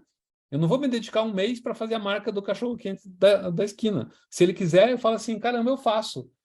Amanhã eu entrego para ele. Eu vou perder algumas horas aqui, faço um negócio bem feito que seja suficiente para ele. Mas não vou precisar fazer pesquisa de mercado, análise de similares, perfil do público-alvo. Não precisa. Ele só precisa de uma coisa que identifique que ele vende cachorro-quente. Não precisa nem ter o nome. Cachorro-quente do Zé. Tá bom. Né? Eu não preciso pensar numa identidade para ele. Então, isso também tem a ver com pensar projetualmente. O design das escritas funciona para isso, para você ter um posicionamento profissional. Então, você cobra mais e se dedica mais a projetos que exigem maior aprofundamento, maior responsabilidade. Imagina eu fazer um trabalho, eu atendi durante muito tempo a Electrolux, fazendo catálogos de produtos para eles lá. Pô, a Electrolux, cara, a gente tinha contrato de sigilo, né? Então, fazer um trabalho para eles, eu tinha que pesquisar muito, onde que eles iam entregar, quem que ia ler. Cada trabalho deles levava 3 meses. Se era o mesmo projeto que eu ia fazer para uma indústria pequena, eu fazia em uma semana e cobrava 1/10 do preço. Porque é o tempo de dedicação que eu tenho que ter. E isso reflete na responsabilidade. Se eu erro uma coisa para a indústria pequena, tudo bem, a gente corrige rápido, porque de repente ele distribui para poucos fornecedores. Agora, se eu errar para a Electrolux, eu perco o cliente. E ele nem me paga, inclusive. Então, assim, a responsabilidade é muito maior. E isso a gente já entra no mundo do design. Estou dando só um exemplo, né? Mas é como você pegar, por exemplo, fazer um trabalho que vai colocar na parede lá da igreja do teu bairro e pegar um outro trabalho que você vai fazer para a CNBB. A responsabilidade aumenta? Óbvio que aumenta, né? Então você vai ter que se dedicar muito mais para fazer um trabalho para alguém, o mesmo trabalho. De repente é o mesmo trabalho, só que depende do cliente, você vai ter uma responsabilidade muito maior. Você vai ter que fazer pesquisa, você vai ter um trabalho maior, não só uma responsabilidade, né? O teu trabalho final é o mesmo, mas a execução vai requerer um estudo muito maior, uma preocupação maior, uma responsabilidade maior. Ok. Para quem que é a minha mentoria? Artista, design gráfico, letrista, calígrafo, tatuador, muralista, grafiteiro, todo mundo que trabalha com escrita, né? Tanto faz para mim. Se você vai trabalhar com lettering, se você vai trabalhar só com caligrafia, se bem que para mim a caligrafia e o lettering são indissociáveis, né? Você sempre está usando o desenho de letra, mesmo quando você trabalha essencialmente com caligrafia, você redesenha a letra, né? Você pensa em lettering. Mas, enfim, eu posso fazer um trabalho só de caligrafia? Pode. Só que quem faz lettering faz caligrafia sempre. Não tem como fazer só lettering sem fazer caligrafia. Vamos lá. Quando... esse meu curso aqui, ó, são 11 meses, de meados de janeiro a início de dezembro de 2023. Então, ele começa agora, mas assim, como são 5 módulos, né? Começa o módulo 0 agora. Como são 5 módulos, a pessoa que quiser entrar no módulo 1 ela entra no módulo 1 e o módulo 0 vai estar gravado. E ela vai poder tirar dúvida comigo, inclusive. Ah, entrou no módulo 2, aí o módulo 1 não está gravado. O único módulo que vai ficar gravado é o 0, tá? Quem entra no 2 faz o 2, o 3, o 4 e o ano que vem faz o 1 de novo. É assim, porque é mentoria, eu tenho que acompanhar vocês, né? Não tem como eu ficar voltando e dando aula de módulo 1, 2, 3 e 4 ao mesmo tempo, né? Eu nem dou conta disso, né? Não tem nem tempo para isso. Então, para quem quiser conhecer depois, isso aqui eu já gravei uma aula, inclusive, com esse conteúdo aqui para os meus mentorandos, tá? E para vocês terem uma ideia de valor. Imagina que isso aqui são 11 meses, né? Então, para o promocional, que é para quem já é meu aluno, tá R$ 6.000 isso aqui, ou 12 de 500, tá? E para quem não é aluno, que eu vou começar a vender isso aqui a partir na metade do mês que vem, é R$ 9.000, tá? Só para você ter uma ideia. Porque isso aqui é conteúdo, é como se fosse um conteúdo concentrado de uma pós-graduação em design das escritas, né?